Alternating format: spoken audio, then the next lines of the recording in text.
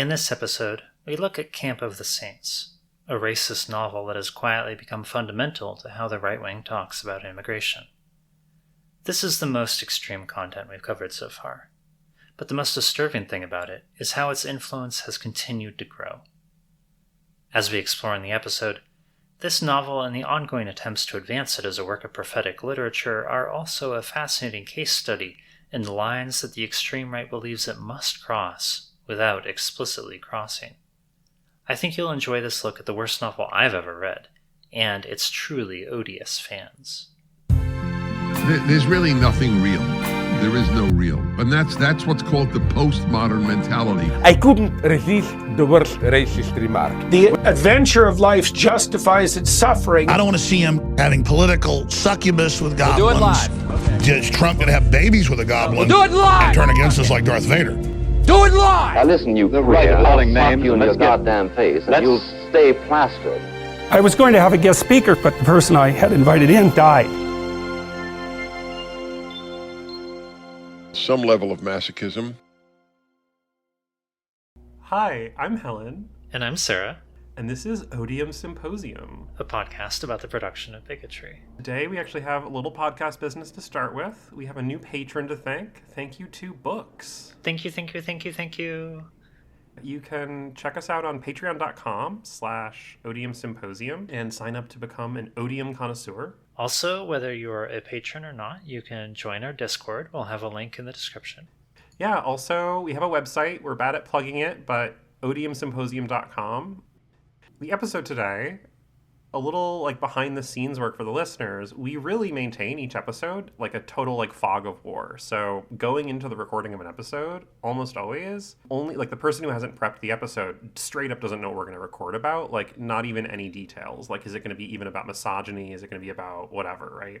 This week, because we're working on some stuff that is sort of adjacent to the topic, Sarah actually told me what the episode was about in broad strokes, so to make sure that I avoided learning about it. And it was kind of like the perfect amount of information, because you told me we're going to be doing Camp of the Saints, which all I know about it is it's an insanely racist French dystopian novel and nothing else. So it's been sort of looming like, oh, I'm going to learn about this novel that I only know as being like extremely racist and like a favorite of like the American white supremacist movement. And so I'm a little scared going into this. Well, I have terrible news. I read so many quotes from esteemed intellectuals saying that, of course, this book isn't racist. Of course, the author isn't racist. So, I don't know, you might have this information that you've been fed by the vast global conspiracy challenged a little bit, Helen. Try and keep an open mind, okay? I'm going to open my mind so much that my brain will fall out, and then maybe I'll know some peace. Okay, so Camp of the Saints is a novel by the French author Jean Raspail. I actually have no idea if I'm pronouncing that correctly. I don't care. It came out in 1973. We're going to go through 3 stages here. So first, I'm going to talk about the author. Second, I'll walk you through as much of the book as I can bear to. It's 400 pages almost, and it is painful. Painful reading. Third, we'll talk about why I picked this text. So I think the best way to start introducing Jean Raspail is to look at his choice of 3 quotes that preface the Camp of the Saints, because you can deduce a lot about this guy from thinking carefully about these. Okay, I'm ready to do some careful thinking. Okay, here's the first one. I'm sending these to you in reverse order. Okay. As seen from the outside, the massive upheaval in Western society is approaching the limit beyond which it will become metastable and must collapse. Solzhenitsyn. Solzhenitsyn is a far-right Russian novelist who has been held up by right-wing intellectuals in America and Europe as some sort of historian and sharp social critic. He's definitely not a historian, and I don't think he's a very sharp social critic either. This is a guy who wrote a 2-volume history of the Jews in Russia that depicted them as parasites who invited attacks from the proud common people. He's a revisionist. Like, a lot of centrists and liberals don't know that much about him, but know him as this, like, brave dissident in the Soviet Union who, like, pulled back the curtain on what was going on in the gulags and really like uncovered the real horrors of Stalinism, is how they would put it, right? Yeah, this guy is like very famous, and I first heard about him and didn't know he was right-wing. In Gulag Archipelago, I was like, oh, this is like a brave... And then I started reading some of his stuff, and I was like, oh, this guy is kind of sus. But he's definitely one of these people who is like, just by sort of, I guess, an accident of circumstance and just like factors that I think are outside of his control, he has a much better reputation than he ought to among like centrist liberals or even like slightly left liberals. This quote is actually from a lecture he gave connected to his accepting a Nobel Prize. That Nobel Prize speech, like it could potentially be an episode just in itself. Okay. Anyway, let's get quote number 2. This guy's name sounds familiar, but I can't place it. My spirit turns more and more toward the West, toward the old heritage. There are perhaps some treasures to retrieve among its ruins. I don't know. Lawrence Durrell.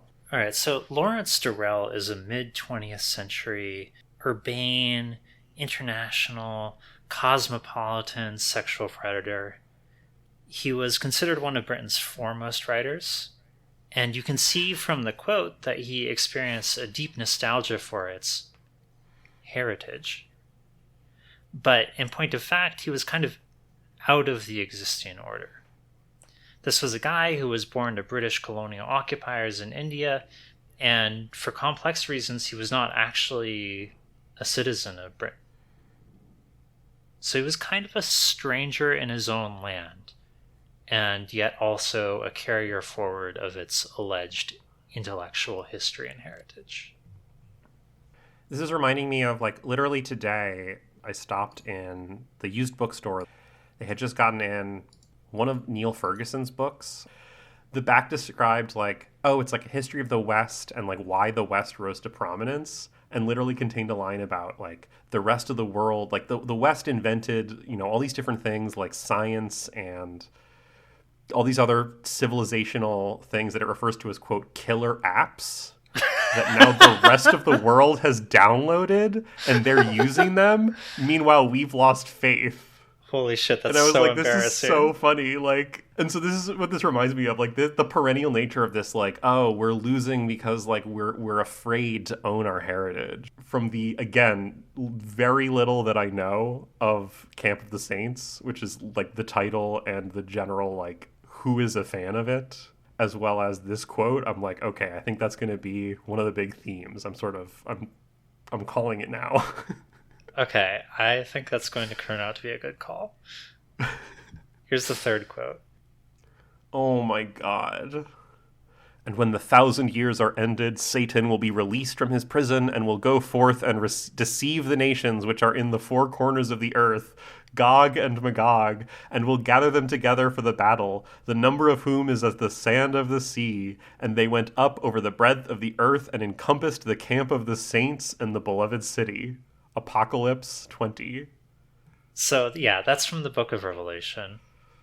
Gog and Magog are reoccurring antagonist names in the Bible, but the particular threat they refer to shifts over time. In Ezekiel, there's a reference to a hostile Gog who is from a place called Magog. But by the time of the New Testament, Gog and Magog are understood to be tribes, and they show up as the enemy faction in the apocalypse, and their attack is part of the end of 1,000 years of peace. Okay, so already you've learned a significant amount about the book. Let's try and tie all this into the history of the man himself, which I'm about to tell you about. He was born in 1925, and his father managed a factory. So I think we can guess he was upper middle class, but in any case, he was definitely not aristocracy. He goes to a sequence of Catholic schools, culminating with a private Catholic university, run along boarding school lines and serving a few hundred students. He thinks the French Revolution was a mistake, and he wants the House of Bourbon restored. He's a monarchist. Oh, so he's like he's like right-wing in the like original sense of the word. Like he would have been on the right side of the National Assembly, like in revolutionary France. Like he's like actually right-wing in the like not metaphorical sense. Yeah, I don't know if he would have even been in the National Assembly. I feel like he would have. He probably would have been Reign of Terror. Yeah. Yeah. He's also an adherent of what is euphemistically described as traditional Catholicism. These are Catholics that reject Vatican II. Vatican II is a council called by the Pope in the 1960s in an attempt to modernize church doctrine and presentation. And ever since Vatican II happened, there's been a certain slice of right-wing Catholics that have been just spitting mad at it. And the big thing they focus on rhetorically is that the ceremony of Mass can now be given in whatever the local language is, rather than just in Latin. But there's also kind of a general sense that the spirit of Vatican II is the spirit of liberalism and internationalism and racial tolerance, you know, woke shit. Here's a quote I pulled off Wikipedia. Church historian John W. O'Malley wrote, "For the new churches, a recommended adaptation to local cultures, including philosophical and theological adaptation. It also recommended that Catholic missionaries seek ways of cooperating with missionaries of other faiths and of fostering harmonious relations with them.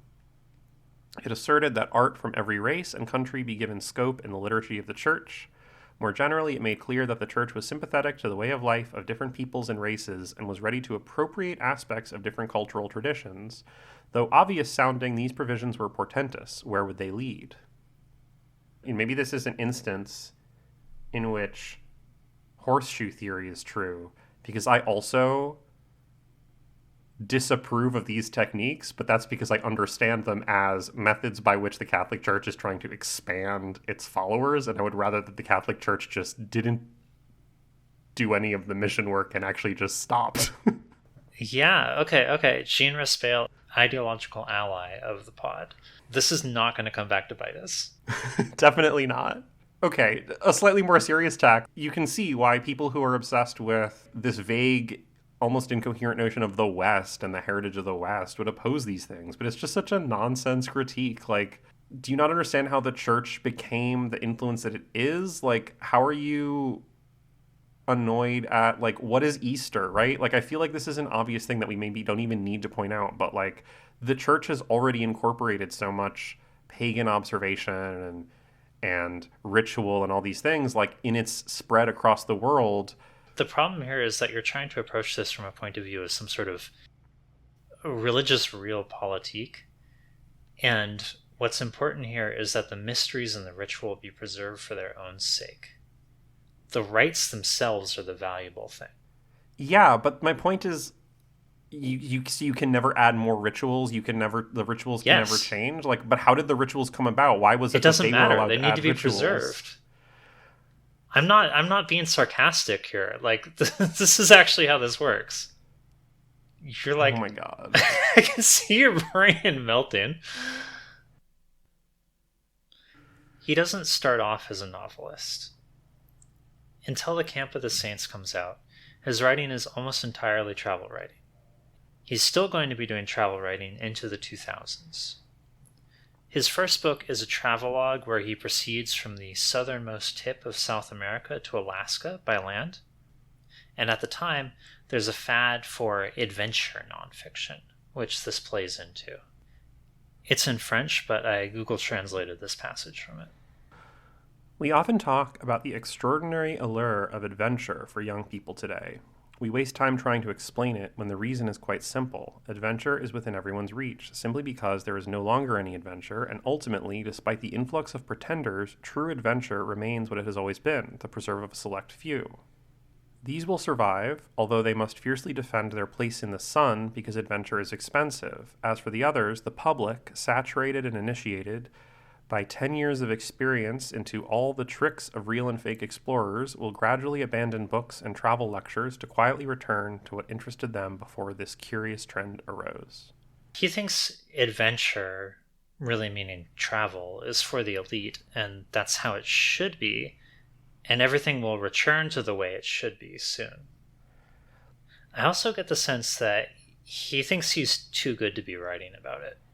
He's too good to be doing this as part of making a living.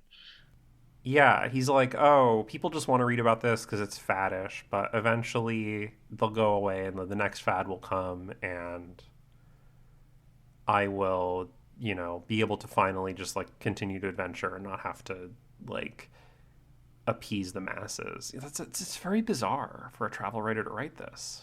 Yeah, it is. It's weird, right? Yeah. Soon after this, he starts writing in what's going to end up being one of his favorite veins. He writes about societies that are either vanishing under the waves of modernity, threatened, eroding, crumbling, or that are already gone. He has a travelogue about visiting the Inca lands and peoples. He has one about tracing the steps of the lost societies depicted in the Bible. He has one, which is disgustingly called the Redskin Journal, about visiting indigenous Americans, and so on. Tons of books like that. He also has a thriller, which has not been translated to English, so I didn't try and find a PDF, but I'm going to send you the description. The Widows of Santiago. An extraordinary feminist thriller set against the backdrop of dictatorship and popular resistance in Peru. Daily life traditions and the decline of family heads and small landowners in Peru. The incredible struggle, but also the loves, joys, and sorrows of proud and seductive women. A prophetic invitation to challenge prejudices, ideologies, and the war of the sexes. Synopsis: how captivating it is to be swept away by the barely blossoming charm of a first novel of flesh and blood. It's not his first novel, by the way. The end of the haciendas in Peru inspires this engaging tale of raw passions and virile confrontation when the abandonment of local tradition goes hand in hand with the breakdown of social relations. Resistance to the unjust agrarian reform takes on the seductive and proud form of two stunning women with nerves of steel, Aurora the blonde and Vicuña the indigenous woman, determined to force their men into battle. What is the value of a modern life where future and progress are synonymous with betrayal, dishonor, and male impotence? Thus begins this swashbuckling saga set in Latin America, a cruel story but a captivating thriller brought to life by Jan Mio's elegant illustrations. Wow. This sounds awful. Yeah, maybe we should read this on the pod. There's several episodes we can mine out of like the history of South America and the squashing of various attempts to like undo the like brutalizations of colonialism, whether it's like the role the US had in like the Pinochet coup or things like this, right? Like, oh, we're gonna hear a little bit of that coming up, and not Pinochet, but there's a story you've probably never heard of about to come up. Okay. Just like the more you know about the history of South America in general, and Peru in particular, like the more infuriating this like concept gets of like, oh, you're doing land reform, but it's, it's modernity, it's wiping away traditional ways of life. And it's like, by traditional ways of life, do you mean like the continuing legacy of like Spain and the rest of Europe, like completely destroying like people's lives? Oh my God. Okay. Yeah, this guy sucks already. I hate him already. It's gonna get so much worse. I know it is. He also writes a novel about the kingdom of Araucuni and Patagonia.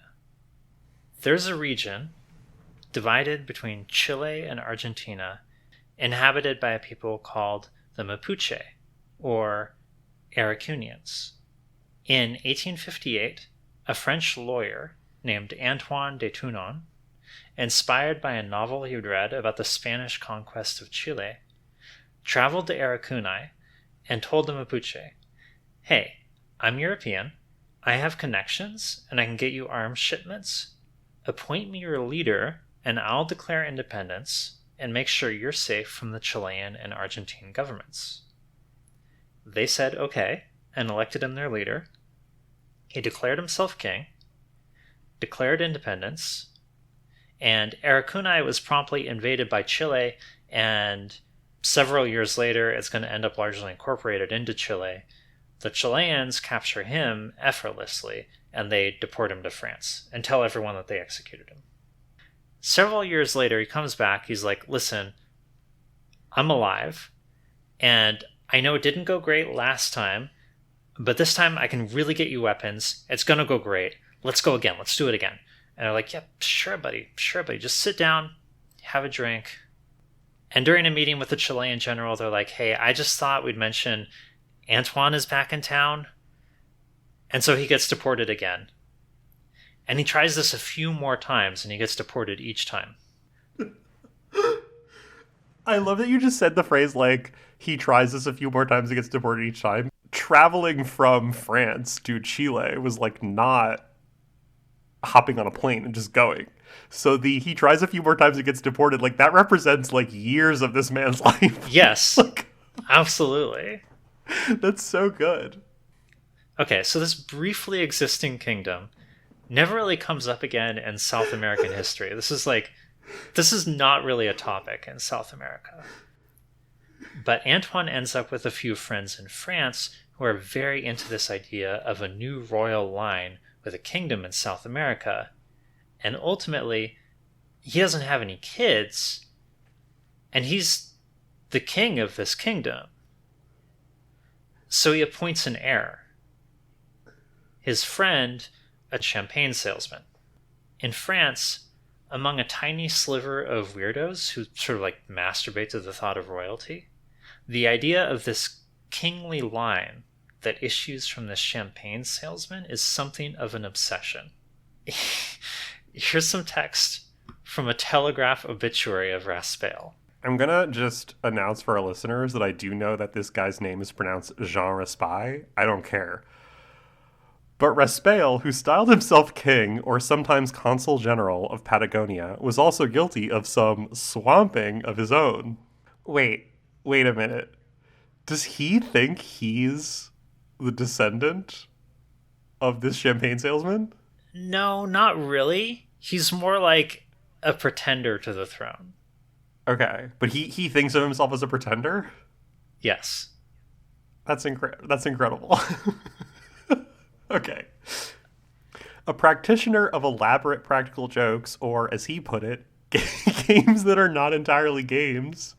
Raspail was behind the invasion on 3 occasions of the Minkies Reef, known in French as Le Manquier, a tiny, uninhabited, rocky archipelago in the St. Malo Bay, part of the bailiwick of Jersey, by intruders who claimed the territory for Patagonia.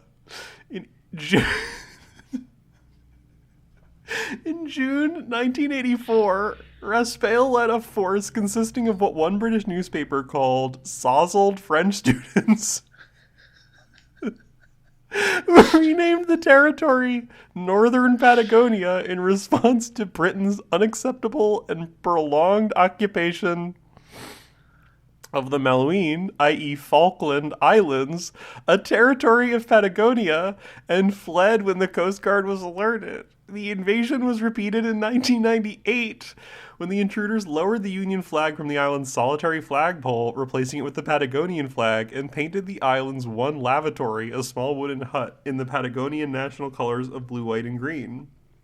The invaders were sent packing a day later thanks to the intervention of the Sun, which dispatched an inflatable dinghy skippered by Jersey gendarme P.C. Fitchett to reclaim the Minkies for Queen and Country. However, the British embassy in Paris ended up having to intervene to get Raspail to return the Union Jack, which he initially said he would only do on the return of the Patagonian flag on neutral territory, a Parisian bar, before agreeing to present the captured flag to the embassy. In October last year, probably at Raspail's instigation, the so-called Special Forces of the Kingdom of Patagonia once again hoisted the Patagonian flag on the islands and repainted the lavatory hut, this time in retaliation for Brexit, before retreating upon the arrival of the hut's owners. This is so funny. This guy's so stupid. Like, you know, he thought he was cooking when he was doing this shit. You know, he's like, oh, I'm totally trolling them. Meanwhile, like whatever, like, British, like, police force just like, oh my god, we gotta deal with this fucking dude and his fucking drunk college students. Like, It's fucking drunk college students being instigated by a drunken French racist. like, oh my god, this is so stupid. How serious is he about thinking that he's the king of Patagonia? Well, as he puts it, he engages in games that are not entirely games. This is like proto 4chan trolling, right? Like, we've talked a lot about this notion of the sort of, you know, you're doing it trolling, it's a joke, it's ironic, but in this way where it's like you're pretending that it's ironic, but it's not really, and you're kind of taking this position of pseudo irony in a way. And it's funny to like see that in this pre-internet era, right? Like he's discovering this, like, he invented trolling, you know? Okay, so there's a second big thread to his novels. He has a book called The King Over the Sea, which is sort of a novel, but really more just a series of letters to a future French monarch, urging him to rule not just decoratively, but with force. He's got a novel called Sire, about an 18-year-old becoming the king of France and restoring true monarchy. He's got a novel about the Catholic Church dealing with the revelation that the true pope descended from the line of popes that spun off during the Avignon papacy has returned. You get the idea. Oh, and a bunch of his books have won prizes, often exactly 2 prizes, neither of which I've heard of, but which seem like candy given away by rich reactionary jerk-offs to pseudo-intellectuals who flatter their prejudices. Do you have the name of the prizes handy, or does it? Like Sire won the Grand Prix du Roman de la Ville de Paris and the Alfred de Vigny Prize. Huh, okay. Or the novel about the restoration of the line of succession of popes won the Prix Maison de la Presse and the Prince Pierre Foundation's Literary Prize. Okay, I haven't heard of any of the... Not that I've heard of that many prizes in, like, French literature or whatever, but, like... I mean, he's not winning, like, the Prix Goncourt or anything, like... No, he's actually not prestigious. Okay. He does have an award for lifetime achievement from the Académie Française. And that's, okay, like... That's his big one. But okay, all the others seem to be, like, along these lines. Okay, let's start in on the Camp of the Saints. Okay. This is from the first page. Okay. The sea itself, calm and blue, the rich man's sea, now suddenly stripped of all the opulent veneer that usually overspread its surface, the chrome-covered yachts, the muscle-bulging skiers, the gold-skinned girls, the fat bellies lining the decks of sailboats, large but discreet, and now, stretching over that empty sea, aground some 50 yards out, the incredible fleet from the other side of the globe, the rusty, creaking fleet that the old professor had been eyeing since morning. The stench had faded away at last, the terrible stench of latrines that had heralded the fleet's arrival, like thunder before a storm. The old man took his eye from the spyglass, moved back from the tripod. The amazing invasion had loomed up so close that it already seemed to be swarming over the hill and into his house. He rubbed his weary eye, looked toward the door. It was a door of solid oak, like some deathless mass, jointed with fortress hinges. The ancestral name was carved in somber wood, and the year that one of the old man's forebears in uninterrupted line had completed the house, 1673. Okay, before we even dive into any of the many things happening in this is such dog shit writing. Like, it's so bad, Helen. I was trying to, like, parse it as I was reading it, and I'm just like, I need to, like, read over it again, because there's just, like, this avalanche of clauses that don't really stitch together that well. No, it's not good. And it's bad. When you're reading about this book, you will read a lot of people being like, the power of his writing. There isn't any. And the reason I point to the craft first is that when you get things like this, because you have this kind of hard to grasp, you have this sequence of clauses, it's easy to sort of glaze over each individual clause and how batshit it is. So immediately, like the third clause I read, the rich man's sea, now suddenly stripped of all the opulent veneer that usually overspread its surface. What are you talking about? What? Like, he's literally saying the rich men are gone. Yes. Not the veneer, the opulent veneer of the rich man's sea. Stretching over that empty sea, the incredible fleet from the other side of the globe.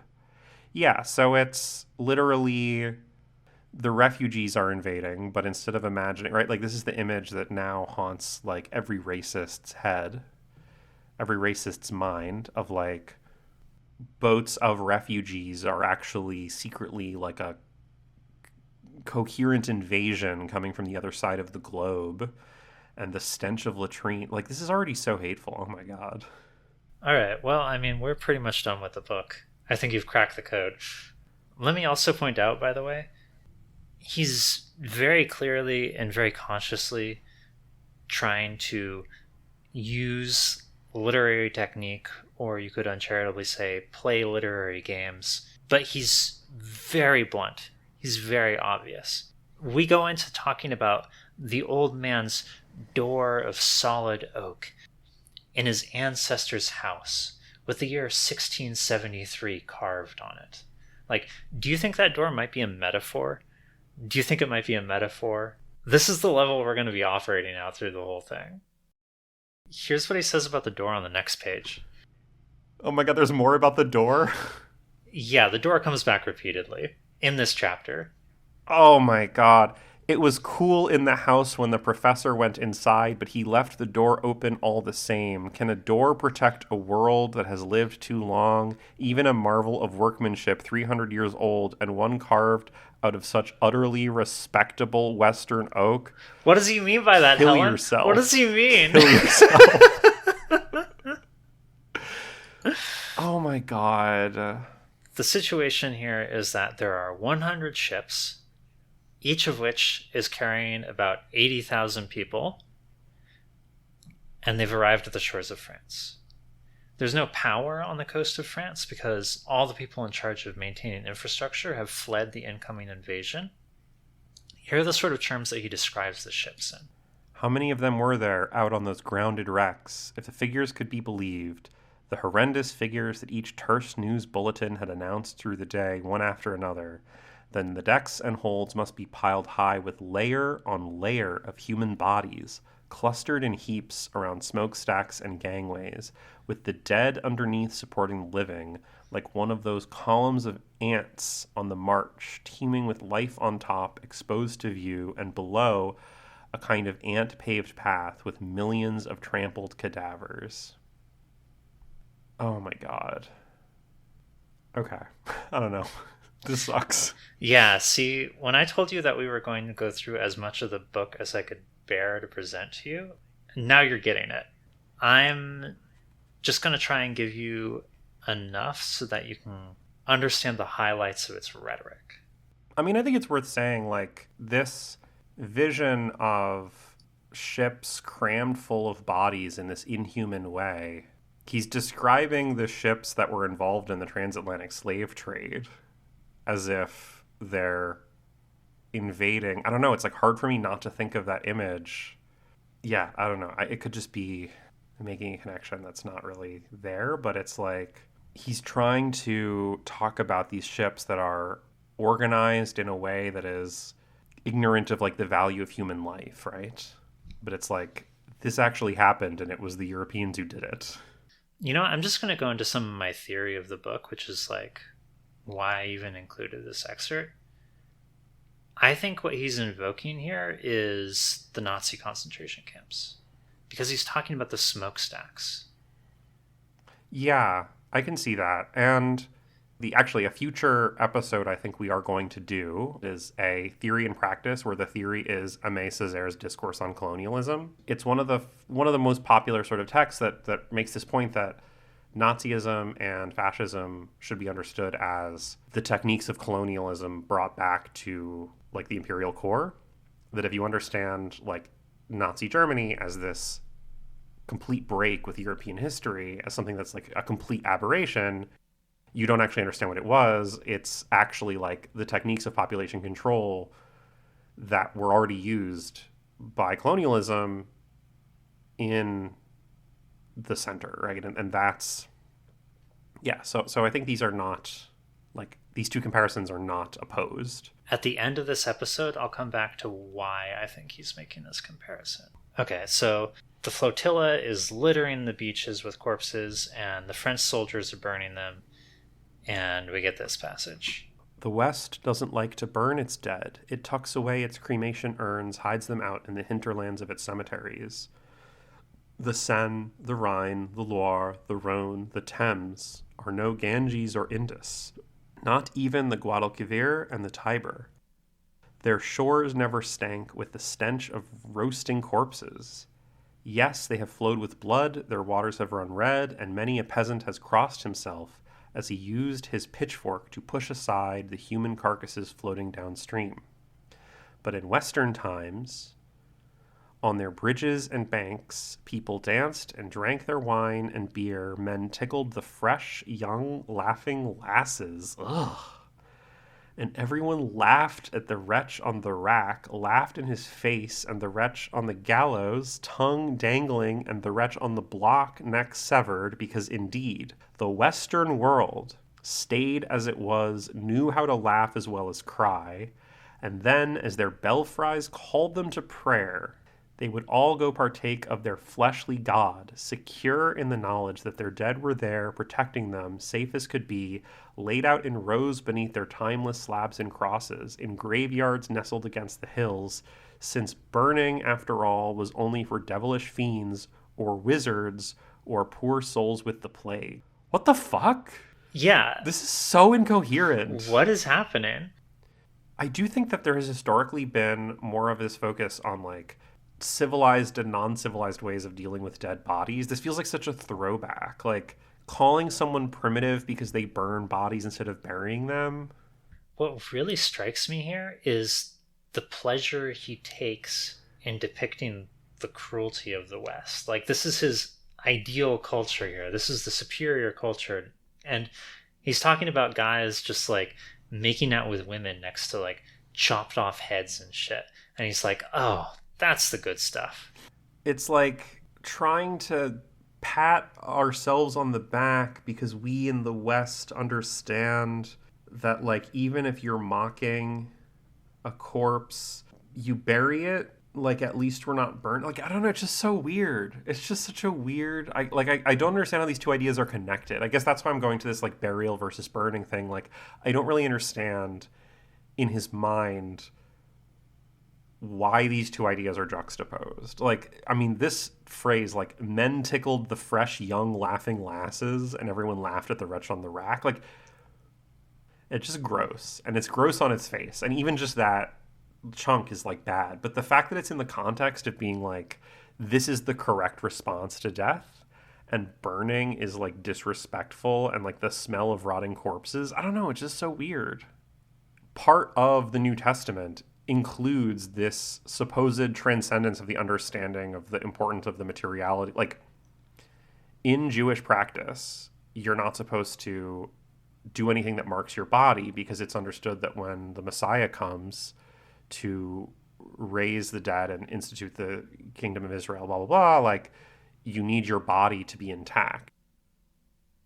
And, like, one of the things that is, like, explicitly addressed in the New Testament is this idea: there's the terrestrial body and the celestial body, and they're different. And, you know, it's like sowing seeds and getting grain. Like, it's not the same. I don't know. It's just, so he's not even good at Catholicism. He's not even good at understanding the Bible. No. Well, one thing he kind of communicates through this book is that he thinks the West needs to abandon its attachment to supposedly Christian virtues of kindness in order to survive. Yeah. Okay, I see.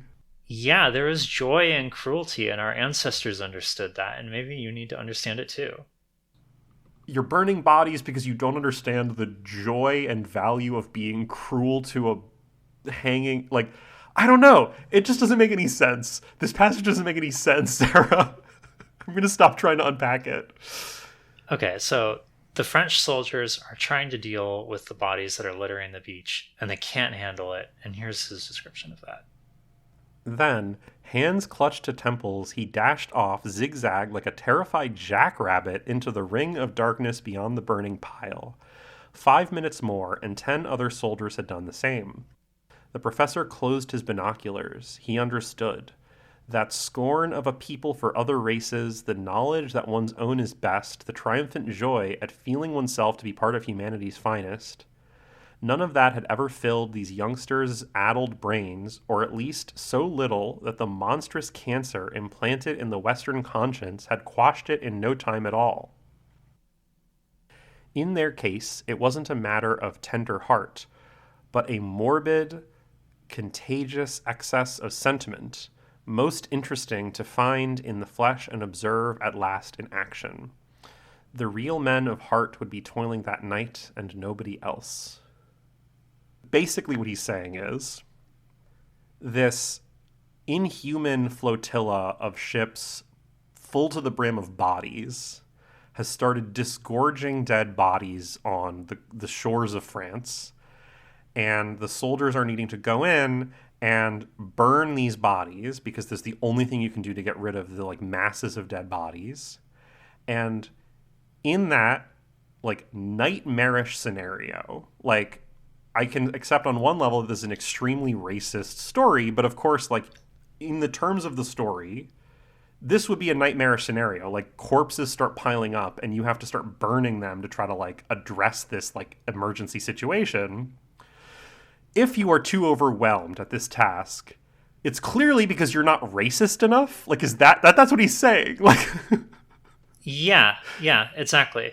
Or rather, you've been taught to feel bad about being racist. You've been taught to feel bad about the urge toward cruelty and the urge to enjoy cruelty. You've had this cancer implanted in your mind. If you were in a situation where you had to start mass burning corpses, if you feel bad at that, it's because you're a cuck. Oh my God, yeah. This is so disgusting. I kind of can't wait to get into, because you also seeded this idea that like many people have defended this novel against a claim of racism. And right now, I could not begin to imagine, not like how I would defend. Obviously, I wouldn't defend it because it's obviously racist. But if you were like, let's play a game, imagine an intellectual trying to defend this novel against a claim of racism. Like, what would your defense be? I have no idea. So I'm excited. Not that I'm expecting them to be good defenses, by the way. Like, that's not what I'm saying. I'm just like, it could be anything. They could say anything, because I have no idea. The professor, who has been our point of view in this first chapter, we're still in the first chapter. We're in, like, the first few pages here, Helen. And already, like, the book has largely been laid out for you. You said this is 400 pages? It's 400 pages. And we're on, like, page 3. We're below 20 for sure. Okay, the professor kills this worthless hippie who shows up to tell him that the apocalypse is good and actually whites are bad. And the whole novel is full of that sequence of events basically repeating. Some liberal cuck shows up, displays allegiance to the invading non-white horde, and in one way or another is justly killed, usually by the migrants.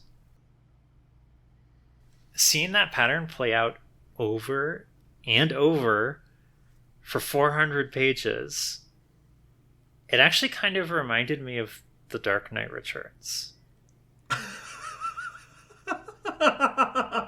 Because you get that twice in there.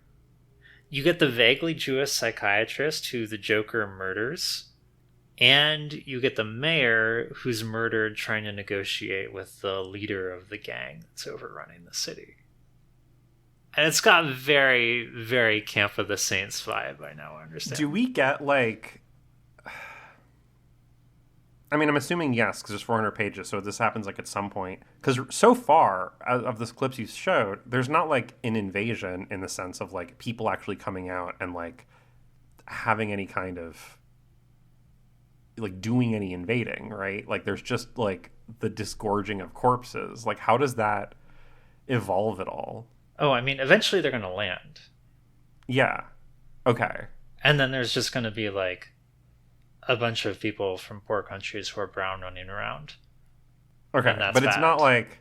Yeah, so my question is, like, how explicitly is it, like, we are a militarized force who is, like, taking over? Or is it just, like, we're here to just be here? They're taking over. Okay. We get an update on the Pope. The poor had overrun the earth. Self-reproach was the order of the day, happiness a sign of decadence, any pleasure beneath discussion.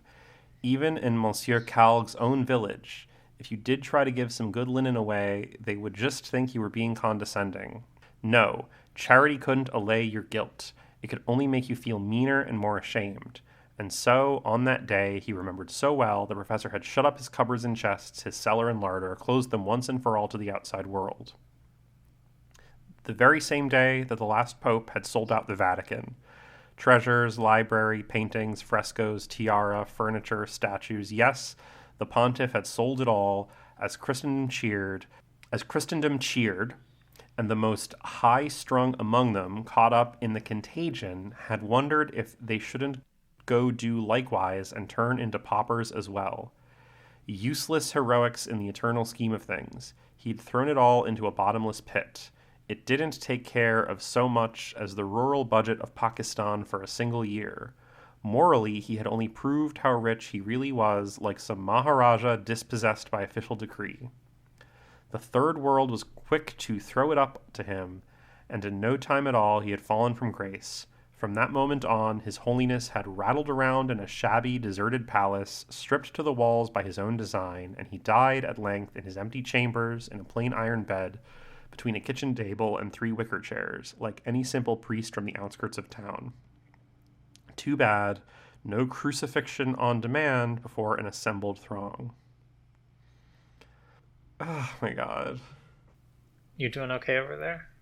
I feel like we've had a run of episodes where we've picked up people who are more subtle, right? Like, I mean, the last episode, for example, we were taking up people who, like, directly thought, like, I want to be affirming and had good things to say, right? And we had to kind of play this game of, like, picking apart with some complexity, like, good ideas from bad and understanding why something was upsetting. And that just feels like now we're, like, taking the weights off and we're just looking directly at some odium. And it's like, I don't even know what to add to this. Like, this is just so bad. This is so bad. It's so easy. I feel like we're shooting fish in a barrel at this point. You know, we've already covered it. Christendom is actually about, you know, Christianity is supposedly about having some kind of empathy and pity for poor people. And so, of course, like, this is hypocritical. But, you know, whatever. Yeah, bigots are hypocritical. That's not adding anything new. This line is revealing, no, charity couldn't delay your guilt. Like, that is how a lot of reactionaries think about charity, right? You go out and you do whatever you want, and then you do a little charity so you feel less bad, right? Like, we talked about that a lot when we did the Jingle Smells episode, right? Like, what is charity? It's like you go out and, you know, there's a lot of poor kids out there, and it's not really their fault, and it's kind of sad, and they feel like Santa isn't visiting them, and it's because their families... So what do? Well, you got a garbage truck full of plastic shit. Give it to the kids, right? That's the best. That's the Christmas spirit. That's the Christmas spirit, is giving trash to children. And he's like, yeah, even that is too cucked, right? Like, this guy's like, even that level of, like, caring about poor kids enough, not that you're actually going to, like, change their lives, but you're just going to give them garbage. That's responsible. That's the cancer that's killing the West. There are many passages that I clipped from this book, and then I was like, this is too blunt. This is too racist. I can't include this. You're actually getting almost like a best of this book, in the sense of, like, you're getting some of the least offensive content. it's already at like a peak of offensiveness. Like, I don't like, and we could just go line by line here, right?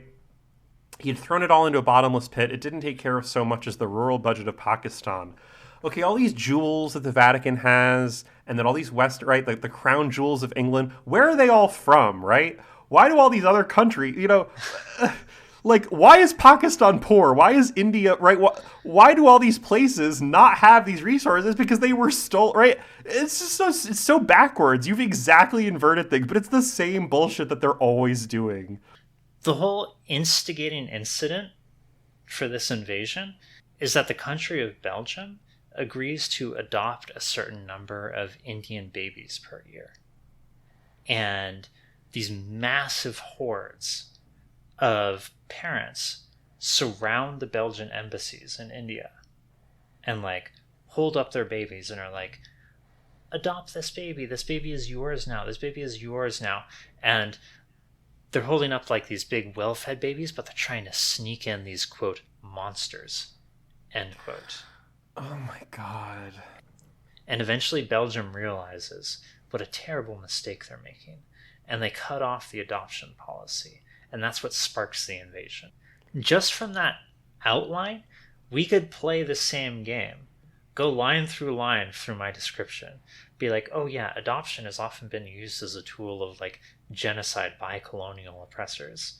That was happening, when this book was being written. Native Americans were having their children like taken away to be re-educated. Yeah, and I mean, to say nothing of like the actual history of Belgian colonialism, which like the Belgians were some of the most brutal colonists in the West. Like, it's another situation, right, well, where like infected by fatal kindness here, Helen. I can think of like anecdotes that I almost like just don't want to share because it's just nightmare fuel. There's just no reason to share it, but just the absolute horrific shit. If you want to learn about it, you can go read about like the history of the Belgian colonization of the Congo. It's fucking disgusting stuff. They're too nice, and that's going to be the fucking downfall. Like, okay. A big part of the book is taken up with descriptions of fifth columners. So a lot of these are the sort of liberals, atheists, etc. I told you about, who get owned because of their traitorous intentions. But also, he makes sure to hit on more or less every demographic that is part of France and is not white, and just emphasize how awful they are. All in all, a few 100,000 Arabs and blacks, invisible somehow to the ostrich Parisians, and far more numerous than anyone would think, since the powers that be had doctored the statistics, afraid of jolting the sleepwalking city too violently out of its untroubled trance. Paris was no New York. They waited now the same meek way they lived, overlooked and unknown, in virtual terror, whole tribes of fellow sufferers hiding away in the depths of their cellars or huddling together up under the eaves, happy to shut themselves off in infested streets where grimy facades hid unsuspected ghettos as wholly unknown to the people of Paris as Ravensbrück and Dachau once upon a time had been to the Germans. There's like a bunch to talk about here, but I mean, just towards the beginning, my immediate reaction to this thing about the ostrich Parisians, it's like the racist who thinks that having a multicultural city is actually a threat, and seeing people who aren't white around is a existential threat to your existence, like, has to believe that other people are putting their head in the sand. And it's like, no, they're just normal, right? They're not ignoring that there's a lot of non-white people around. They just understand that that's fine. It's not something that you have to experience as an existential threat to your way of life because that's stupid as shit, right? Like, oh, all these people who are ignoring the threat, and it's like, what threat? That there's black people near you? Like, that couldn't be less of a threat. That couldn't be more of just like a statement of fact. Like, yeah, there's black people who live in Paris. Like, that's just how it is. And it's always been that way. And that's fine. And people aren't putting their head in the sand. They just don't care because they're not as racist as you. He has about 2.5 pages where he rants about a black intellectual who's spreading sympathy for all of these awful, awful people, publishers of smut, bricklayers, rioters, authors, pop stars, etc., etc. All of them black or queer or something like that. He's just like going through a laundry list of like every position in society that a person who is not white can have. And he has like this little rant, or he has this unflattering character portrait of them. Huge part of the book. Wait, hold on. Before we move on, I do feel like we should take a second with this. Whole tribes of fellow sufferers hiding away in their cellars, happy to shut themselves off in infested streets where grimy facades hid unsuspecting ghettos as wholly unknown to the people of Paris, as Ravensbrück and Dachau once upon a time had been to the Germans. He's talking about, like, Jewish ghettos. Is he saying, like white Parisians are shutting themselves up and becoming ghettoized in these, like, infested streets? Is he drawing a comparison between, like, the white citizens of Paris and the Jews? Or is he saying... like, what is this? Who is in the ghetto here? Because his sentence structure is really vague here. No, he is talking about the Black and Arab residents of Paris. The ghettos weren't, like, places... I mean, maybe he just thinks that's what they were, but the ghettos weren't places where, like, Jews were hiding to, like, infest... They were places where Jews had been corralled into and forced to, like... This is what I was trying to ask, because it's so weirdly written... The ghettos, like... I'm a little... So he's Helen, just doing Holocaust denial. I don't think he's doing Holocaust denial. All right. I'm just going to go ahead and say what I was going to say at the end. I think what he intends to suggest to the reader is that people who are not white are genociding themselves, and so it doesn't matter if you do it to them. Oh... That is what I think is going on with the smokestacks and the boats earlier, and what is going on with the Ravensbrück and Dachau comparison here. Right, okay. Oh my god. Yeah. Yeah, I think you're right. Okay. There's a reason that I said the third part of this episode was going to be me explaining why I picked this book. Okay. Because up to now, I have been trying to pick out, like, I know... You know, again, going into this, like, I only knew the title of the book and, like, a little bit about the role it played, but again, like, not any details. And so I've been trying to figure out exactly, like, is he saying... Because here, I mean, okay. But I think what you're saying makes sense, because then it would make sense that these concentration camps, which he's referring to as ghettos, but... Which also, this idea that the Germans didn't know what was happening... is also wrong. Like, it is a common claim that people make, which is like, oh, most Germans didn't know the extent of the Holocaust. And there's some extent to which that may be true. But the idea that, like, most Germans didn't know that the extermination of Jews was happening in Nazi Germany is a claim that right-wing people will make. And it's just historically false. Like, it's just another sort of kind of Holocaust denial where you're saying, okay, the Holocaust happened, but, you know, lots of Germans didn't know about it. And it's like, no, that's not true, because there were lots of Jews in Germany and then they started disappearing. Like, it actually happened in this widespread way. People noticed that it happened and they were actually just being anti-Semitic. So, yeah, people were actually hiding Anne Frank because they just think she needed a place to couch surf. Yeah. Here's an excerpt from the run-up to the actual landing. At the self-same hour, 147 minutes ahead of the refugees' actual landing, the myth of redemption by the Ganges Armada swept over the nation's industrial zones in plant after plant. Once again, we should point out that this coincidental occurrence was in no way due to any preconceived scheme on the part of the principals or to any concerted action by the usual phalanx of outside agitators. If the Third World factory workers of France rose up in spontaneous revolt that night in places as far removed from one another as Paris, Lille, Lyon, and Mulhouse, it's because for the last 3 days the pent-up tension had built to such a pitch that the lid finally blew, in a seething eruption of wild expectant hopes. To be honest, we have to admit, however, that the crimes committed that night, for the most part, had no needless cruelty or malice about them, no excess of subtle finesse, but seemed part of the natural order of things. One might have feared that this was to be the first wave of a fierce brewing storm. Instead, it was the one last visible tremor in an underground upheaval, and it quickly subsided since the country had drowned in its waters long since. Besides, one thing is sure. Even if Western-style law had survived with its weighty decisions about justice as we knew it, the courts would have judged each one of these crimes as quite defensible on social grounds, going through the motions for appearance's sake and handing down suspended sentences or light ones at most. So there's something I really want to draw your attention to here. This is one of many times in the book that he takes pains to assure us that none of this was driven by a conspiracy. Interesting, okay. When the Third Worlders are capturing ships in order to head out to Europe to conquer it, there are ringleaders, but he takes pains to say there was no conspiracy. It was just in the air.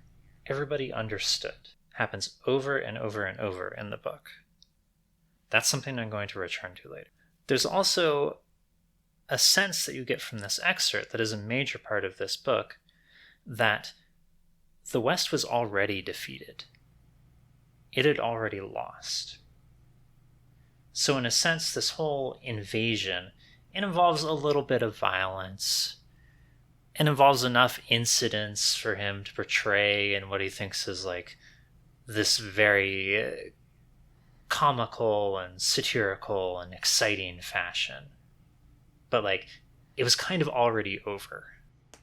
He describes a situation in which car factory overseers abuse their assembly line workers by timing their movements, and then we get this passage. And days went by, until that night when one of the time gobblers, chosen among the most ruthless of the lot, was trussed up like a sausage and laid on a piece of sheet metal en route to the body assembly with a sign in Arabic around his neck. For now the 1,000 years are ended.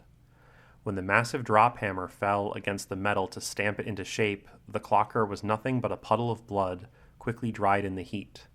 A great roar went up, and the assembly line stopped, as thousands of Arabs next to their machines fell prostrate towards Mecca and gave thanks to Allah.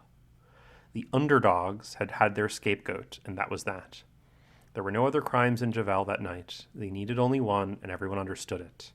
If we want to pursue the historical facts a bit further, here too, again just for the record, we might point out that cars are still coming off the lines at the Javel plant, though they're awfully expensive and terribly scarce. They're reserved, first choice for the officials of the new regime. To buy one himself, a worker in one of those people-run plants would have to pay 10 times what he makes in a year, a pleasure he can ill afford. He can take consolation, however, in using our public conveyances, chaotic and decrepit, or in joining the rest of the ill-shod pedestrians thronging the streets. When the author of these lines returned to Paris after a lengthy stay in Switzerland, his car was surrounded by breathless little urchins, as if it were some new kind of toy. Combining this with the last excerpt, I feel like I'm not totally putting together what he's doing here. Because again, this has that feeling of like, it's already lost. Like, what does he mean by the time gobblers here? Oh, he means the overseers who were clocking the workers' movements. Right, so he does want them to be understood as, to some extent, like, deserving of these crimes. No. Does he? No? Okay. So he No. doesn't mean, like, because time gobbler just sounds like an insult. Yeah, no. He thinks it's fine for them to exploit the workers. He portrays them as cruel and acting monstrously towards the workers, and that's just supposed to be fine. I guess I'm just thinking about the line in this last excerpt. To be honest, we have to admit, however, that the crimes committed that night for the most part had no needless cruelty or malice about them, no excess of subtle finesse, but seemed part of the natural order of things. It's bizarre. And in this line about, like, even if Western-style law had survived with its weighty decisions about justice as we knew it, the courts would have judged each one of these crimes as quite defensible on social grounds. He is mounting an explicit defense of cruelty against non-white people. He is, as you said before, like, he's saying, we already lost, and, we, the West, have already lost because of our Western sense of justice. The idea that cruelty is bad is a cancer. Yes. Like, that's what he's saying. Okay, it's Usually these guys, I expect them to, like, do a little bit to pretend or pay lip service to some kind of idea that cruelty might be bad in some contexts. But he just actually thinks the real problem is that you're not cruel enough. Okay. Yeah, That's there the you only go. that's the only way the pieces fit together, right? Like, he's just explicitly saying that. Okay. The events in France in which the migrants easily take over the country inspire this global revolution of the non-whites. They take over New York, they take over England and force the Queen to have her son marry a Pakistani woman. They take over everywhere. There's more armadas. Blah, blah, blah, blah, blah. There's a part, this whole plot line actually, which is clearly intended to be extremely funny, involving a Russian soldier who's trying to defend the border against like a horde of Chinese migrants, and all his men desert. He's like the last one. He thinks this is like Dr. Strangelove. The author flees to Switzerland, and it manages to keep itself out of the fray, neutral for a while, and then this is how the novel ends. Then Easter Monday, and it all turned to hate. She had called up her reserves. Like every other time when war threatened to surround her, she picked herself a general. She sealed off her borders. Even worse, she threw out all her black and brown and tan. Or at least she kept them under such close surveillance that a hue and cry went up accusing her of building concentration camps and ghettos, none of which was true. Not a word, I assure you. Though a dark skin was in fact viewed with some suspicion. And I wonder, by the way, if that really was so new for this land that was always in the forefront of freedom. The UN, of course, packed up and left, along with its futile and meaningless cortege of charitable institutions. All at once, in Geneva, the air seemed clearer. You could take a deep breath. But needless to say, it didn't last long, just a few short months, not even a year, because Switzerland's foundations, too, had been sapped from within. The beast had undermined her, but slowly and surely, and it merely took her that much longer to crumble. Then in time, chunk by chunk, she let herself go, forgot herself, and began to think.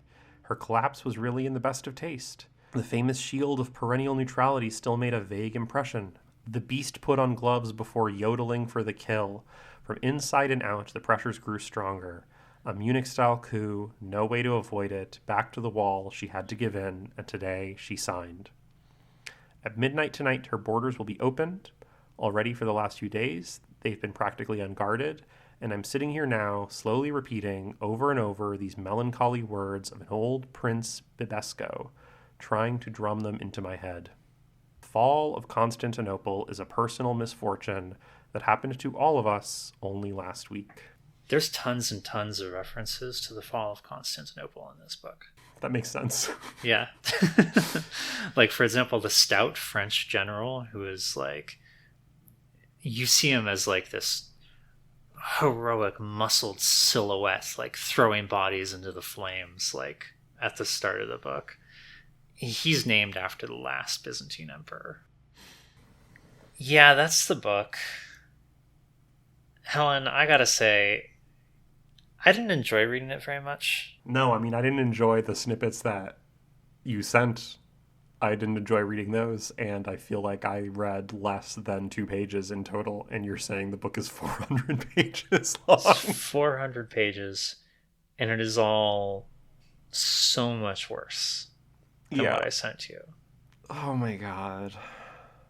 The fucking leader of the invasion is a guy named Churd Eater, who carries around his child who is limbless and deformed, and he's kind of a demon, is the implication. It's bad.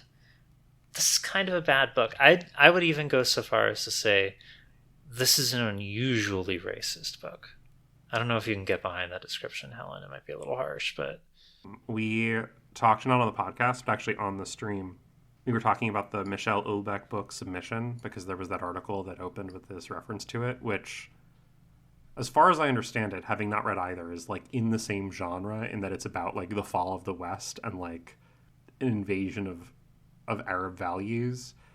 And like that book, I know people who are like, yeah, it's good. It's like really racist, but it's a good novel.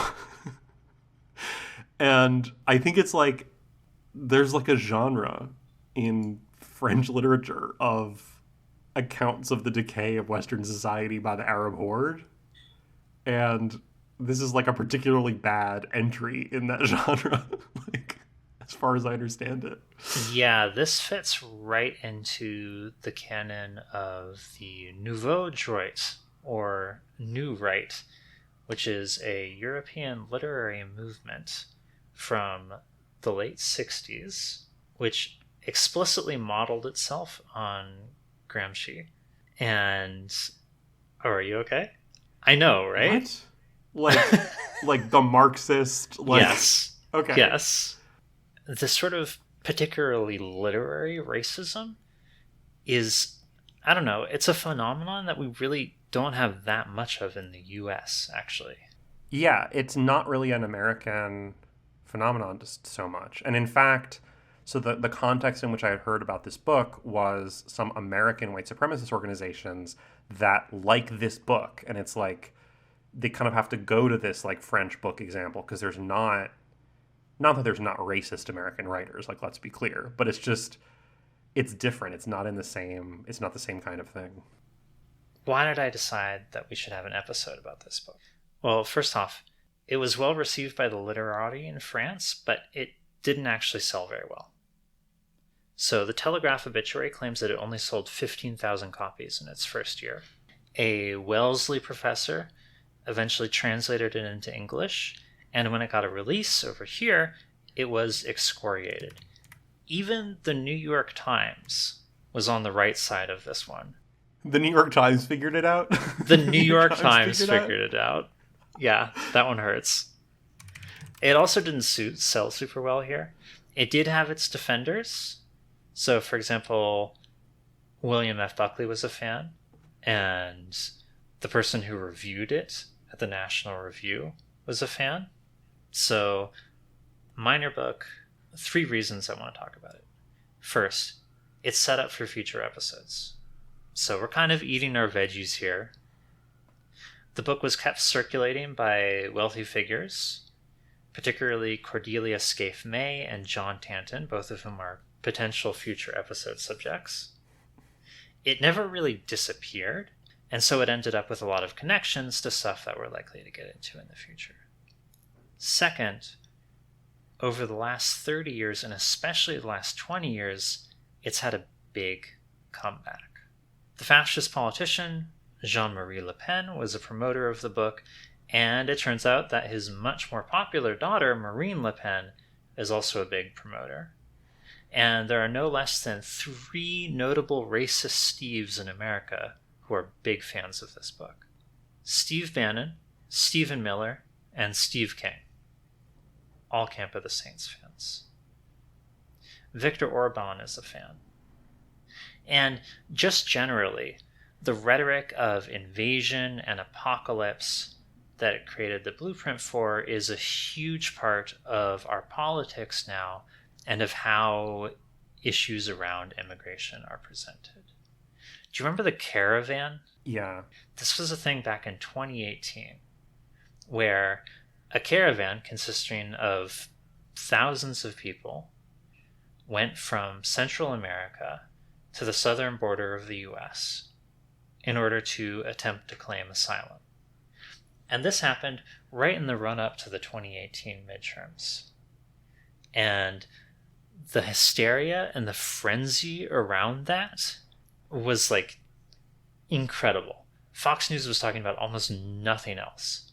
And then the day after the midterms, there was an actual measurable, sharp, numerical decline of discussion of the caravan to almost 0. And the caravan was supposed to be like the apocalypse. In a way, it's almost like silly to call out specific things in the rhetoric around immigration as coming from Camp of the Saints, because it's actually so pervasive. This whole business with the boats. At the time the concept of migrant invasion by boats was more or less just something in Raspail's head. And now it is the everyday rhetoric of immigration in Europe. The EU, in effect, pays Syrian slavers to capture and enslave migrants so that the EU, with its stated relatively humane policies around boats that it intercepts, won't have to deal with these people. It's a huge thing that drives like staggering amounts of cruelty. That happens on a structural level, but there's also been incidents of like the phrase like turn back the boats has become this like repetitive thing in like UK politics, for instance. Like, we need a prime minister who's going to turn back the boats, who's going to stop this like tide of the invading horde. And it's like on the interpersonal level has led to instances of like people seeing a brown person kayaking in a river, specifically just like a dude in a kayak, and being like, that's a refugee. Like, this has happened on more than one occasion, that they then like start like either physically attacking the person, or like they call the police, or like they're like, this is a small boat. And it's literally just some dude out for a kayak on like a Sunday afternoon. Like, the level of derangement that has entered these people's minds like cannot be exaggerated. like the median UK op-ed is an argument that this scene that I'm going to paste in from the book right now should happen. What came out of his story was this. The Greek freighter Isle of Naxos, skippered by Captain Notaras, was en route from Colombo to Marseille through the Suez Canal with a cargo of precious wood. She had crossed the 10th parallel halfway between Ceylon and Socotra. The sailor, a qualified helmsman, had just taken his turn at the wheel when she came across a first half-dead victim who seemed to come back to life as the ship approached, waving a feeble hand out of the water. The sea was calm, there was no wind. The captain ordered the engines cut and called for a boat to be lowered. At just that moment, the officer on watch, spotting the poor devil in his glasses, noticed that the water all around him was teeming with corpses just below the surface. The captain grabbed his binoculars. There, spread out before him, far as the eye could see, was an ocean of bodies, some floating on top, some slightly submerged, depending on whether they were living or dead. "The mob from the Ganges," he exclaimed, and he called back the lifeboat, already being lowered, and gave orders to start up the engines, easy astern. The drowning man, seeing the ship pull away, closed his eyes without a murmur and let himself sink. "Captain," the officer shouted, "are you just going to leave them to drown?" He was a very young man, pale with shock and on the verge of tears. "You know the orders," Captain Notaras replied. "They're pretty damn clear. Besides, what if I took on that crowd? What then? What would we do with them all? My job is to haul a load of wood, not to help that mob invade Europe." Okay, the third reason I brought this up is that there's something missing in this that I think is revealing, and that ties into later developments in an interesting way. So I mentioned earlier the lack of conspiracy in this novel. In fact, the explicit rejection of conspiracy.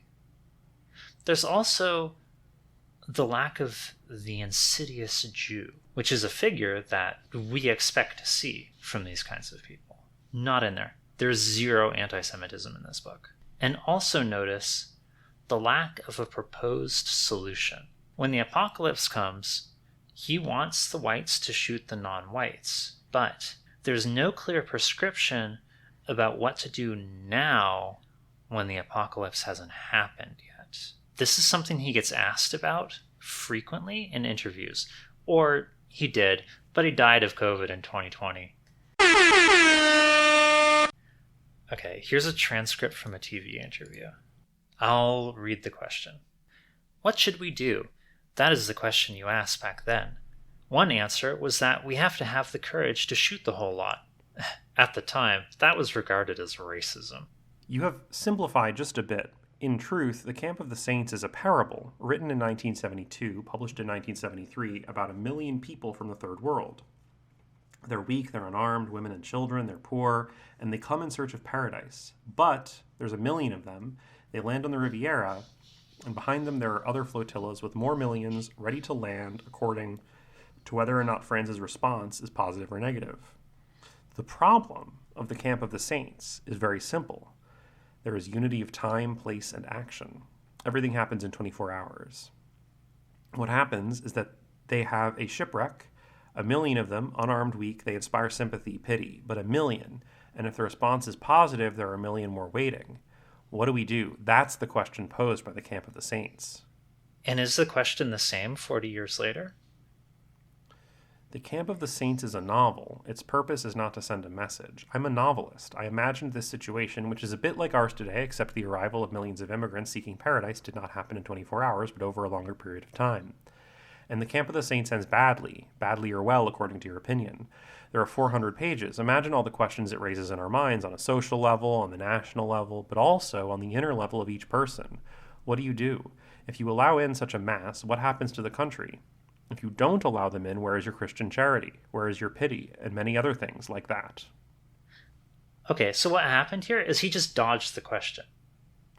I think what he's doing here is, and I don't know to what extent this is happening on like a conscious level, or it's just like reflexive bullshit he's learned just because this is the way these guys talk, right? This thing about a unity of time, place, and action.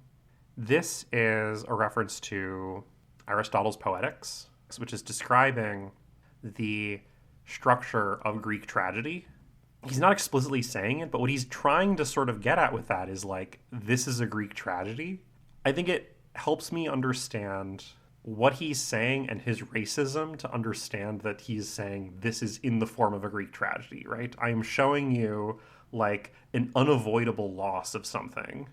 I do think he's dodging the question, right? Because he's kind of playing this game of like, oh, well, it's a novel. It's not a prescription for real life. But it's like, well, clearly you're trying to say something. And so like, what is it you're trying to say? But he's pointing to the absolute destruction of the tragic hero, which happens through, you know, a fatal flaw. The fatal flaw in this case, right? Like we can put all the pieces together and we can sort of answer the question that he refuses to answer, which is he's saying the main character is the West.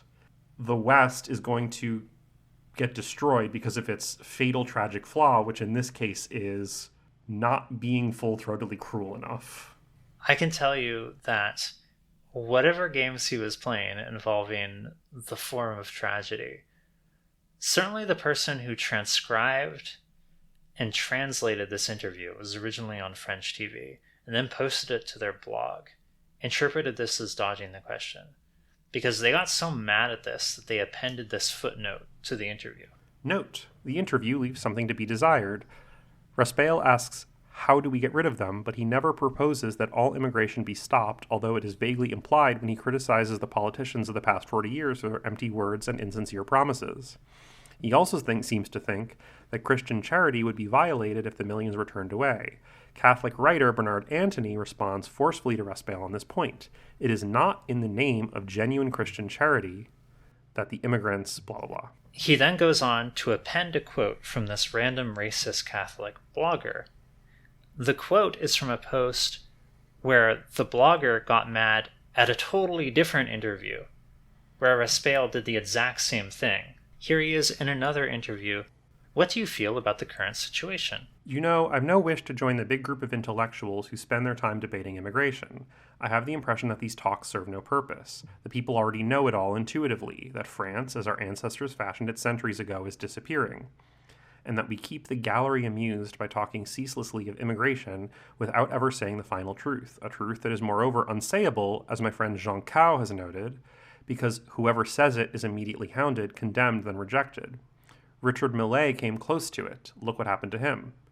So I guess I would say this footnote is saying this dude is leaving something to be desired, and he thinks it's not Christian charity. But as we discussed, when he says, if you allow in such a mass, what happens to the country? If you don't allow them in, where's your Christian charity? He is against the notion of Christian charity. Absolutely. Like, what these people are, right, they're saying, oh, he's dodging the question, or, oh, you know, it's not fair for him to say this, and he shouldn't say it's real Christian charity. He's not engaged in the same game that these people are. He's saying, like, where's our Christian charity? He wants the conclusion to be, we need to jettison Christian charity, right? Like, right. This is why he said the thing about the tragedy and the structure of a Greek tragedy, because he, in his mind, thinks that Christian charity is the tragic flaw that is causing our downfall as a society. And again, he's saying the same thing here.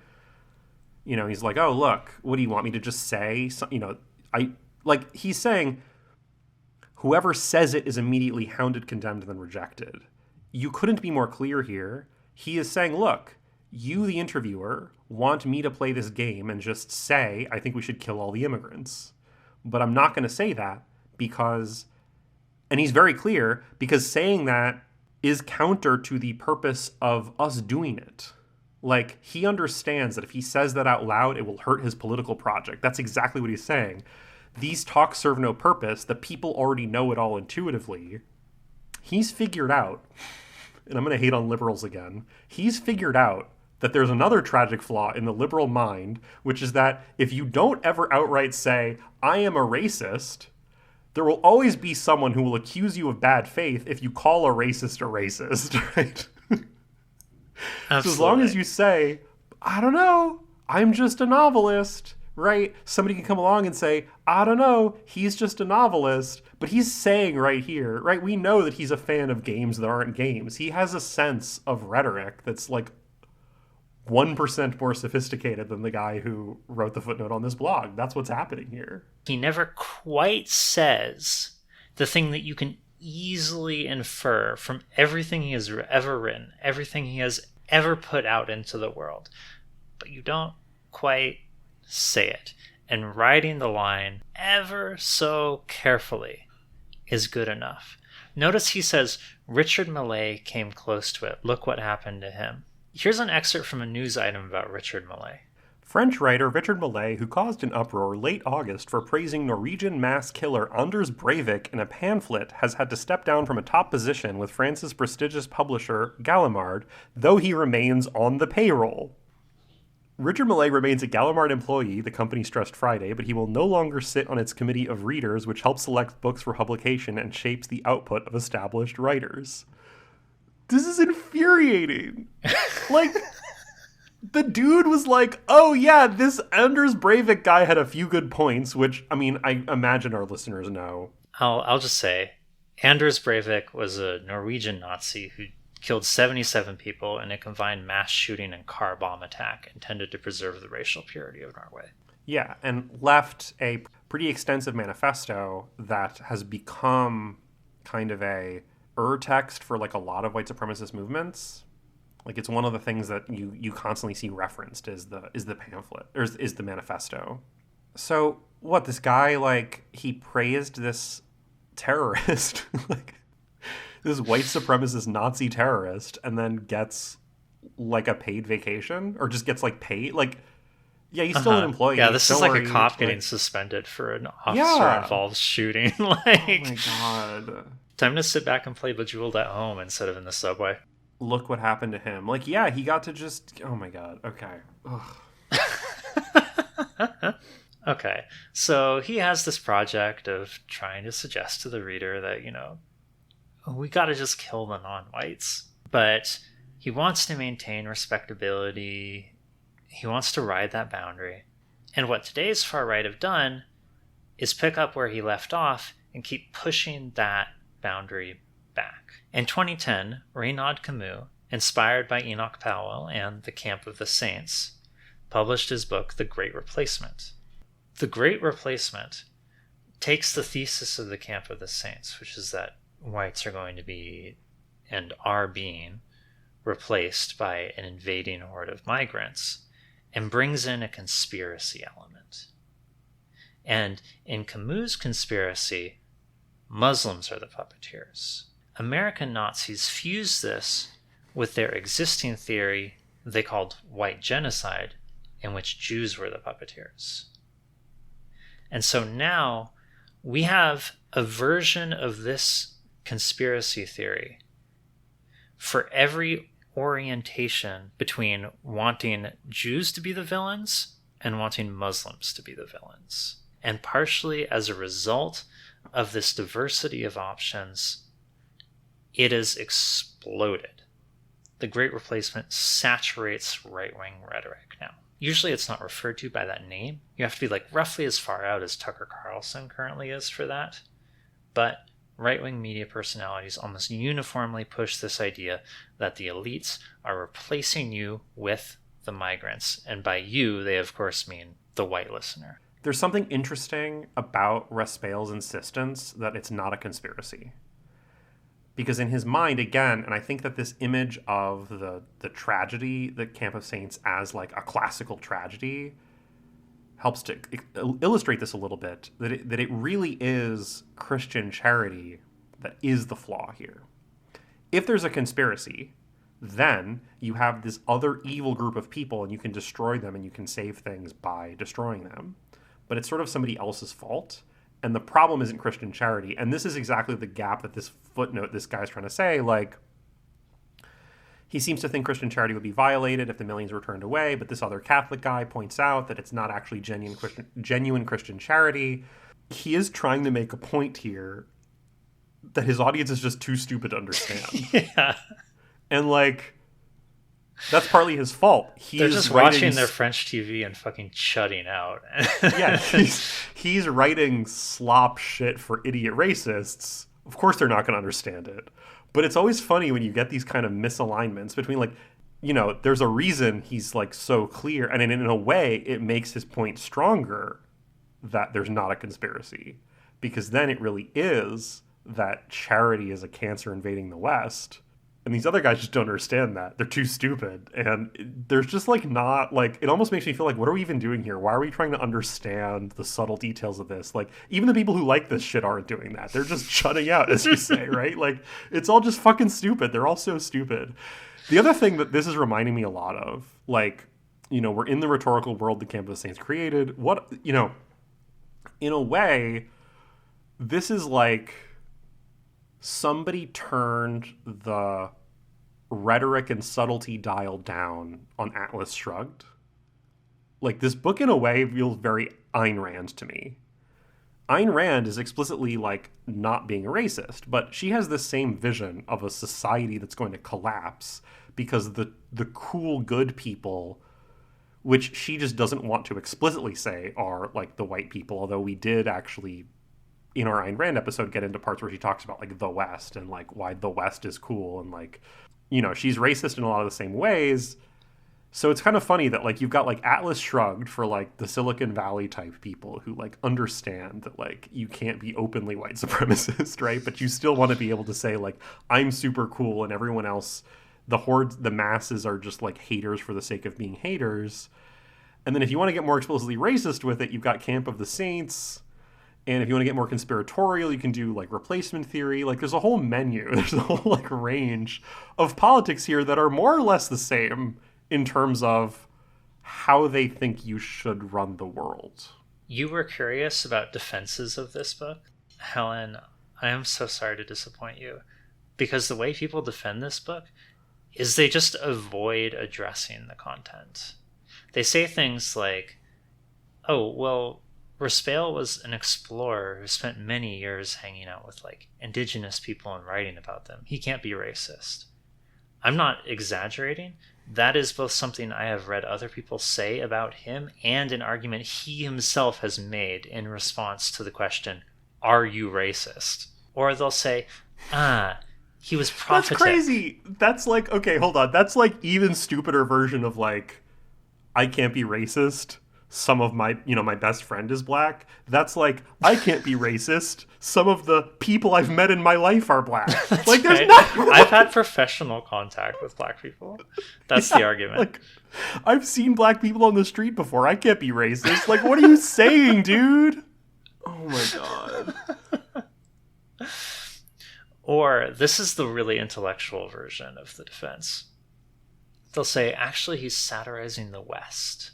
Actually, he's critiquing the West. That's what he's primarily attacking. And, like, it's kind of true that the West is what he's primarily attacking. But that's because his starting point is that everyone else is subhuman and not even worthy of critique, per se. Like, okay, he's critiquing the West. What's his critique? That the West isn't racist enough. Like, yeah. Like, okay. Like, I guess you're right. Oh my god. That's so funny. I read one defense of the book, which was literally just a person saying, that's ridiculous. Of course he's not a racist. Like, that was the complete argument. Yeah. On this podcast, we don't do subjective analyses. Instead, we have a scientific system called the FAG rating system. It's a 3-bullet point scale. We rate each of our guests from 1 to 5 on F for ferocity, A for arrogance, and G for gullibility. In exceptional circumstances, we'll go up to a 6. How ferocious is this guy towards his abjects, the people he is bigoted towards? I think it's tricky here. Like, it's an easy 5. I'm kind of between a 5 and a 6. I give it a rock solid 6 myself. Okay. I guess, because what I'm thinking about is, I think the 6 for me is like on the basis of these being the least bad excerpts from the book.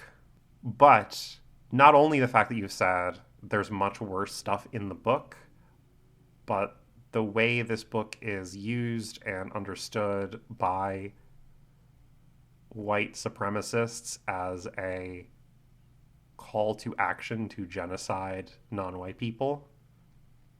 Like, that's when we've done 6 before on ferocity, is someone on the level of saying the Holocaust was good and we should do it again. Like, the other 2 6s we've given are Andrew Anglin and Nick Fuentes, and I think in that context, yeah, this guy's a 6. So, yeah, I think he's just an ornamented Andrew Anglin, to be honest. Yeah, I think that makes sense. Arrogance is another interesting one. So we both give Andrew Anglin a 5 for arrogance. In a way, this guy strikes me as more arrogant. I have to agree. What's all this shit with being the king of Patagonia? Which is a game, but not a game, by the way. Monarchist who thinks he's a monarch.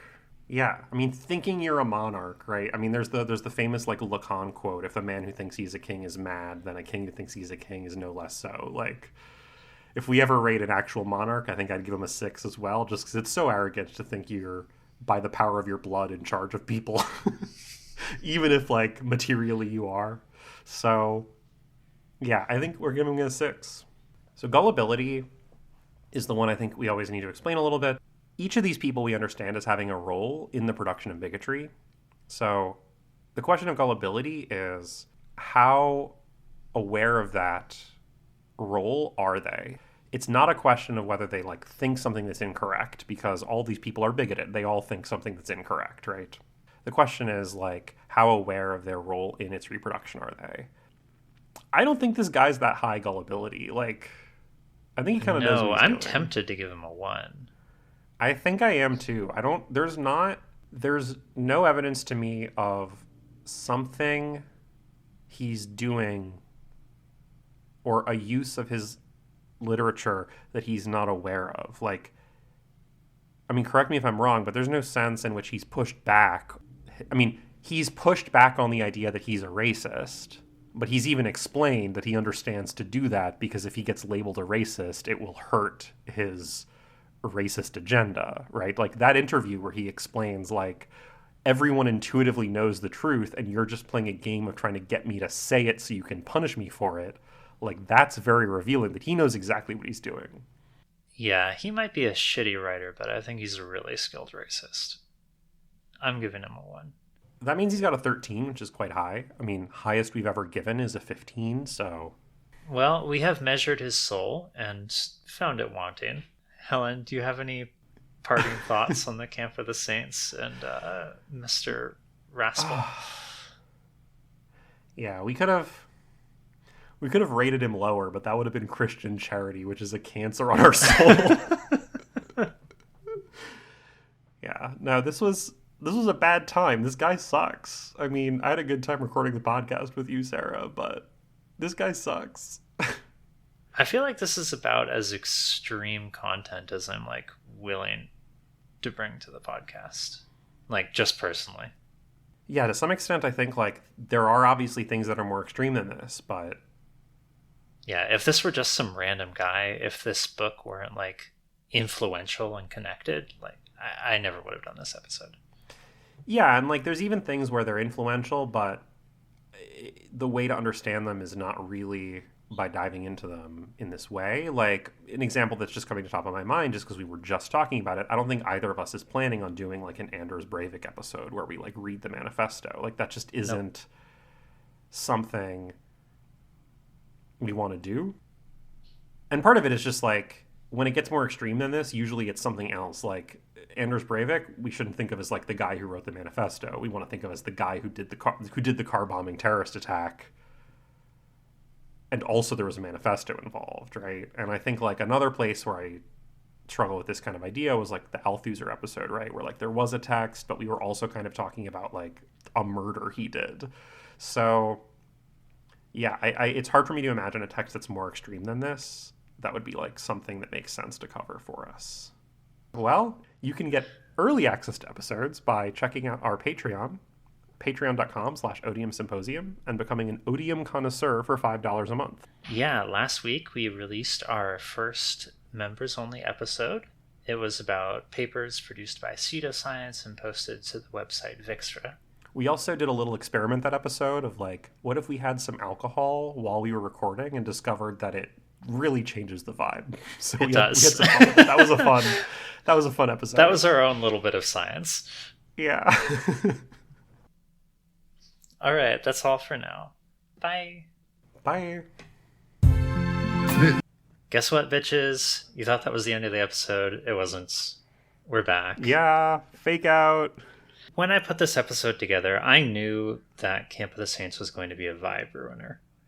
And so I blocked apart a part of the script to just like indicate why I felt it was worthwhile for us to cover something this toxic, this extreme. And I gotta say, in the last few days, that decision has been totally vindicated. Because since we recorded, there have been 3 op-eds published in conservative newspapers defending Camp of the Saints.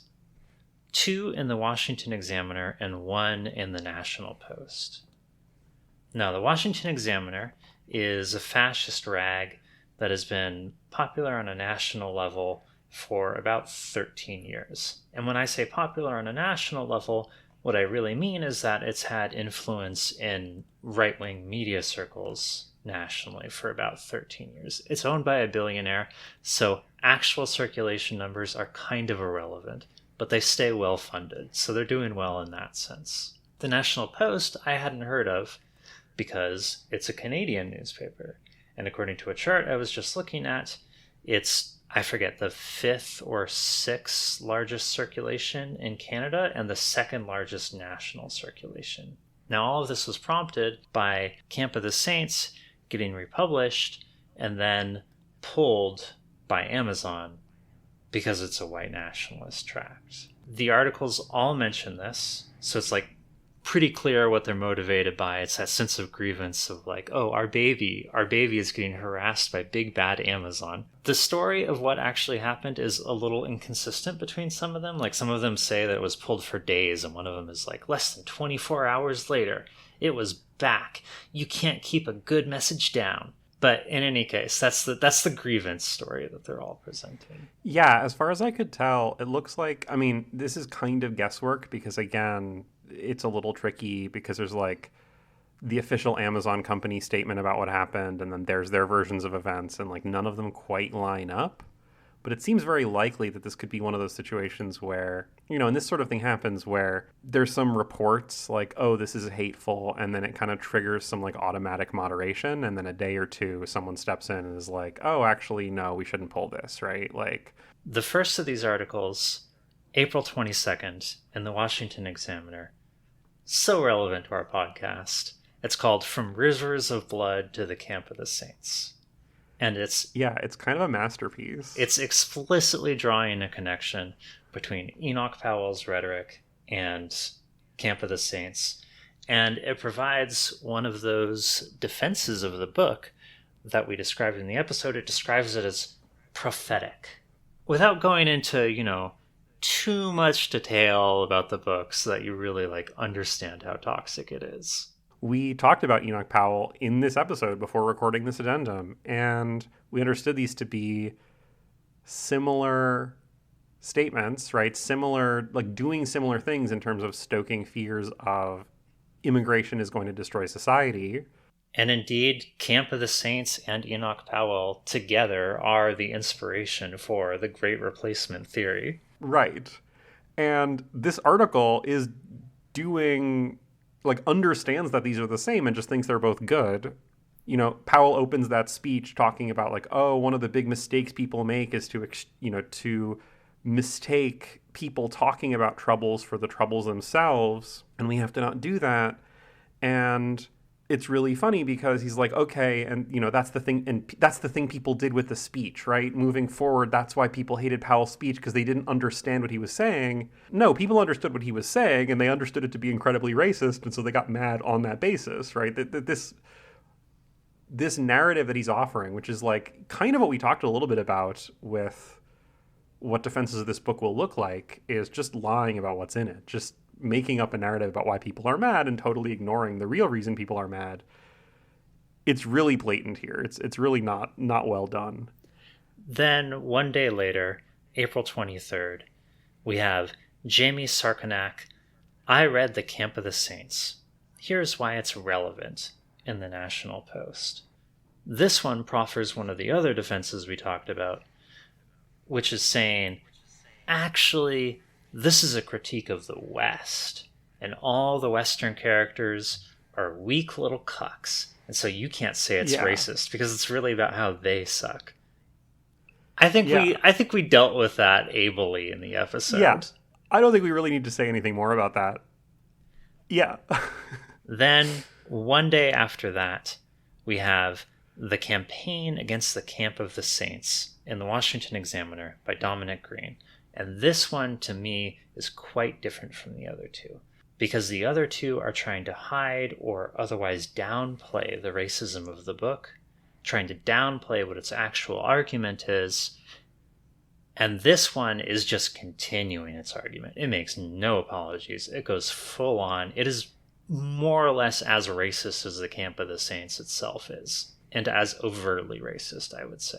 Yeah, I would agree with that. I think, there's some interesting stuff in this. I mean, there's interesting stuff in the first two in terms, certainly any defense of Camp of the Saints, I would say, is racist because the book is extremely racist. There's some weird stuff in both Rivers of Blood to Camp of the Saints and in the National Post article, where they're kind of playing some games about what's in there, and they're like, oh, you have to consider the political context, and then sort of citing things that are incorrect.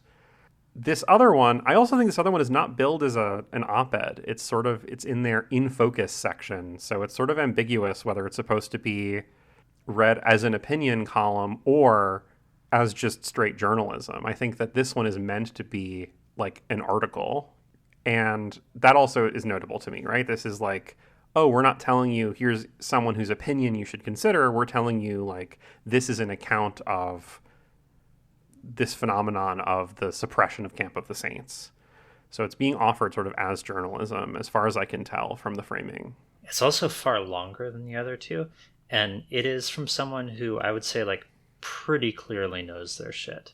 They've not only read the book, like they've done research into its background. Yeah, I definitely get the vibe, given that there's these two articles in Washington Examiner, that the first one was kind of like, okay, we have to get something out there. And so somebody wrote like a 2-page, like, oh, I've got this hot take. I want to write this thing. I want to do the sort of quick, right? One point in particular that I want to just touch on from Rivers of Blood thing that's funny is he does say that, we looked at UK and what's happening in Rivers of Blood, and that seemed far away, but now it's coming to America, which is particularly funny because we know from our Enoch Powell episode that Enoch Powell was actually looking at America, and a lot of the tensions were from looking at America. So it's sort of confused. It's like very ahistorical, and it's quick, and it's like over in a couple paragraphs. This one is really quite long, pretty thoroughly argued. Obviously not correct because it's a defense of horrible racism, but definitely feels much more substantial as a piece. Now, I consider this to be, again, a complete vindication of the concept of the episode. On the other hand, I don't know that this really, changes my opinion of how current Camp of the Saints actually is, or how much sway it actually has on the right. We kind of knew the right wing was infested with Nazis anyway. We kind of understood that the ideas they put forth trace from this book. And, we're talking about the fucking Washington Examiner here, okay? I didn't have a lot of expectations of these guys. I kind of knew they were influenced by this book. The state of the world is a huge L for the state of the world, but I don't think these op-eds being published is a huge L for the state of the world. All right, well, that's all we had to say. Yeah, we just wanted to address, like, it's back in the news, but yeah, it's more relevant than we thought. Totally vindicated, Sarah. All right, bye for real this time. Bye. There's really nothing real. There is no real. And that's what's called the postmodern mentality. I couldn't resist the worst racist remark. The adventure of life justifies its suffering. I don't want to see him having political succubus with goblins. We'll do it live. Is Trump going to have babies with a goblin? We'll do it live. And turn against us like Darth Vader? Do it live! Now listen, you the right I'll calling slap names you in and your let's get- goddamn face, and you'll stay plastered. I was going to have a guest speaker, but the person I had invited in died. Some level of masochism.